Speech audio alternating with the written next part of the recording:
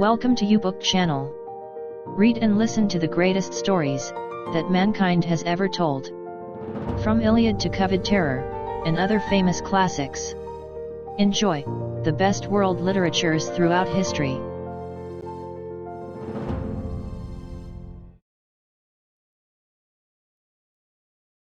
Copyright 2021. By Jerry Ducatis. All rights reserved. The Project Gutenberg ebook of The History of Don Quixote. By Miguel de Cervantes Saavedra.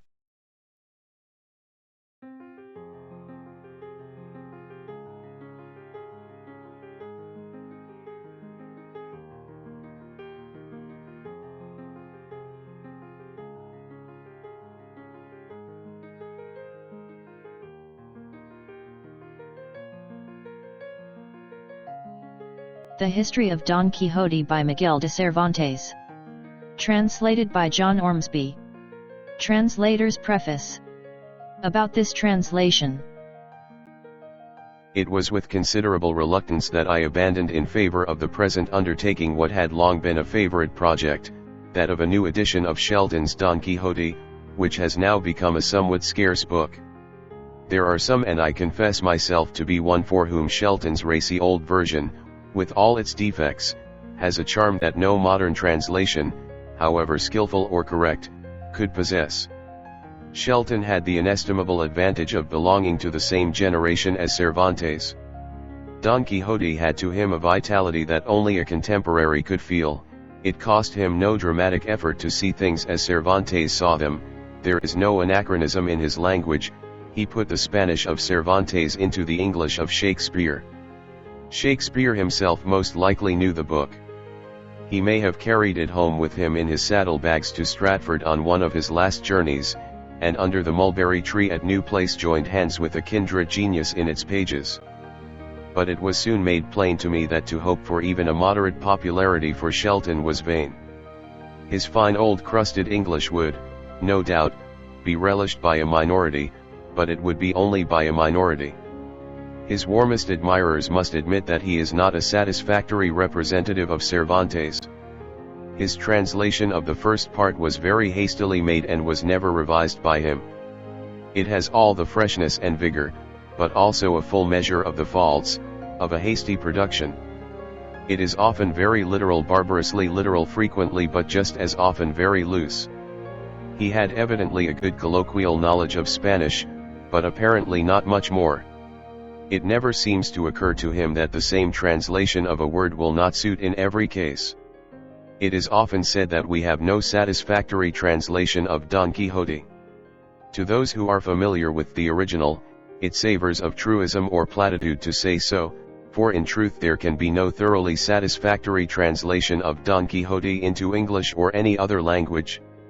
It is not that the Spanish idioms are so utterly unmanageable, or that the untranslatable words, numerous enough no doubt, are so superabundant, but rather that the sententious terseness to which the humor of the book owes its flavor is peculiar to Spanish, and can at best be only distantly imitated in any other tongue. The history of our English translations of Don Quixote is instructive. Shelton's, the first in any language, was made, apparently, about 1608, but not published till 1612. This of course was only the first part. It has been asserted that the second, published in 1620, is not the work of Shelton, but there is nothing to support the assertion save the fact that it has less spirit, less of what we generally understand by go, about it than the first, which would be only natural if the first were the work of a young man writing cur and calamo, and the second that of a middle-aged man writing for a bookseller. On the other hand, it is closer and more literal, the style is the same, the very same translations, or mistranslations, occur in it, and it is extremely unlikely that a new translator would, by suppressing his name, have allowed Shelton to carry off the credit. In 1687 John Phillips, Milton's nephew, produced a Don Quixote made English, he says, according to the humor of our modern language. His Quixote is not so much a translation as a travesty, and a travesty that for coarseness, vulgarity, and buffoonery is almost unexampled even in the literature of that day. Ned Ward's Life and Notable Adventures of Don Quixote, merrily translated into Hudibrastic verse, 1700, can scarcely be reckoned a translation, but it serves to show the light in which Don Quixote was regarded at the time. A further illustration may be found in the version published in 1712 by Peter Motleux, who had then recently combined tea dealing with literature. It is described as translated from the original by several hands, but if so, all Spanish flavor has entirely evaporated under the manipulation of the several hands. The flavor that it has, on the other hand, is distinctly Franco-Cockney. Anyone who compares it carefully with the original will have little doubt that it is a concoction from Shelton and the French of Fillet de Saint Martin, eked out by borrowings from Phillips, whose mode of treatment it adopts. It is, to be sure, more decent and decorous, but it treats Don Quixote in the same fashion as a comic book that cannot be made too comic. To attempt to improve the humor of Don Quixote by an infusion of Cockney flippancy and facetiousness, as Motleux's operators did, is not merely an impertinence like larding a sirloin of prize beef, but an absolute falsification of the spirit of the book, and it is a proof of the uncritical way in which Don Quixote is generally read that this worse than worthless translation, worthless as failing to represent, worse than worthless as misrepresenting, should have been favored as it has been. It had the effect, however, of bringing out a translation undertaken and executed in a very different spirit, that of Charles Jervas, the portrait painter, and friend of Pope, Swift, Arbuthnot, and Gay. Jervas has been allowed little credit for his work, indeed it may be said none, for it is known to the world in general as Jarvis's. It was not published until after his death, and the printers gave the name according to the current pronunciation of the day. It has been the most freely used and the most freely abused of all the translations. It has seen far more editions than any other, it is admitted on all hands to be by far the most faithful, and yet nobody seems to have a good word to say for it or for its author. Jervas no doubt prejudiced readers against himself in his preface, where among many true words about Shelton, Stevens, and Motleux, he rashly and unjustly charges Shelton with having translated not from the Spanish, but from the Italian version of Franciosini, which did not appear until 10 years after Shelton's first volume. A suspicion of incompetence, too, seems to have attached to him because he was by profession a painter and a mediocre one, though he has given us the best portrait we have of Swift, and this may have been strengthened by Pope's remark that he translated Don Quixote without understanding Spanish. He has been also charged with borrowing from Shelton, whom he disparaged. It is true that in a few difficult or obscure passages he has followed Shelton, and gone astray with him, but for one case of this sort, there are 50 where he is right and Shelton wrong. As for Pope's dictum, anyone who examines Jervas's version carefully, side by side with the original, will see that he was a sound Spanish scholar, incomparably a better one than Shelton, except perhaps in mere colloquial Spanish. He was, in fact, an honest, faithful, and painstaking translator, and he has left a version which, whatever its shortcomings may be, is singularly free from errors and mistranslations. The charge against it is that it is stiff, dry wooden in a word, and no one can deny that there is a foundation for it. But it may be pleaded for Jervas that a good deal of this rigidity is due to his abhorrence of the light, flippant, jocose style of his predecessors.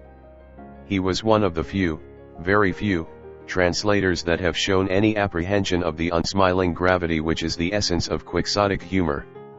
It seemed to him a crime to bring Cervantes forward smirking and grinning at his own good things, and to this may be attributed in a great measure the ascetic abstinence from everything savoring of liveliness which is the characteristic of his translation. In most modern editions, it should be observed, his style has been smoothed and smartened, but without any reference to the original Spanish, so that if he has been made to read more agreeably he has also been robbed of his chief merit of fidelity. Smollett's version, published in 1755, may be almost counted as one of these. At any rate, it is plain that in its construction Gervais's translation was very freely drawn upon, and very little or probably no heed given to the original Spanish. The later translations may be dismissed in a few words. George Kelly's, which appeared in 1769, printed for the Translator, was an impudent imposture, being nothing more than Mottlux's version with a few of the words, here and there, artfully transposed. Charles Wilmot's, 1774, was only an abridgment like Florian's, but not so skillfully executed. And the version published by Miss Smirke in 1818, to accompany her brother's plates, was merely a patchwork production made out of former translations. On the latest, Mr. A. J. Duffield's, it would be in every sense of the word impertinent in me to offer an opinion here. I had not even seen it when the present undertaking was proposed to me, and since then I may say vidi tantum, having for obvious reasons resisted the temptation which Mr. Duffield's reputation and comely volumes hold out to every lover of Cervantes. From the foregoing history of our translations of Don Quixote, it will be seen that there are a good many people who, provided they get the mere narrative with its full complement of facts, incidents, and adventures served up to them in a form that amuses them, care very little whether that form is the one in which Cervantes originally shaped his ideas. On the other hand, it is clear that there are many who desire to have not merely the story he tells, but the story as he tells it, so far at least as differences of idiom and circumstances permit, and who will give a preference to the conscientious translator, even though he may have acquitted himself somewhat awkwardly. But after all, there is no real antagonism between the two classes. There is no reason why what pleases the one should not please the other, or why a translator who makes it his aim to treat Don Quixote with the respect due to a great classic, should not be as acceptable even to the careless reader as the one who treats it as a famous old jest book. It is not a question of caviar to the general, or, if it is, the fault rests with him who makes so. The method by which Cervantes won the ear of the Spanish people ought, mutatis mutandis, to be equally effective with the great majority of English readers. At any rate, even if there are readers to whom it is a matter of indifference, fidelity to the method is as much a part of the translator's duty as fidelity to the matter. If he can please all parties, so much the better, but his first duty is to those who look to him for as faithful a representation of his author as it is in his power to give them, faithful to the letter so long as fidelity is practicable, faithful to the spirit so far as he can make it. My purpose here is not to dogmatize on the rules of translation, but to indicate those I have followed, or at least tried to the best of my ability to follow, in the present instance. One which, it seems to me, cannot be too rigidly followed in translating Don Quixote, is to avoid everything that savors of affectation. The book itself is, indeed, in one sense a protest against it, and no man abhorred it more than Cervantes.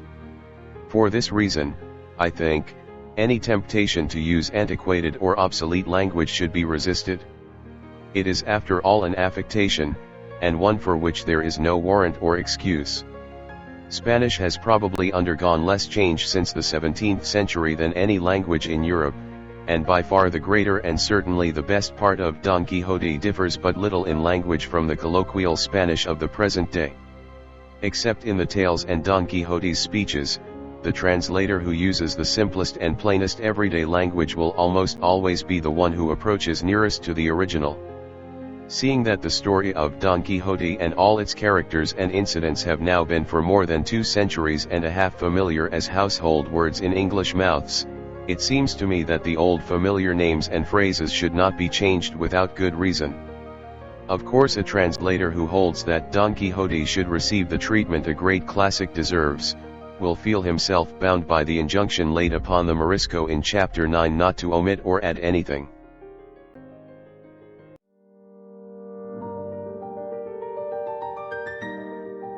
Thank you for watching. Write in the comments section for your request as to what book, usually from Project Gutenberg, you want us to feature in YouBook channel. Click like to boost the rating of YouBook channel. Make a comment for us for the improvement of our services, and share this video to your friends, with the copyright intact.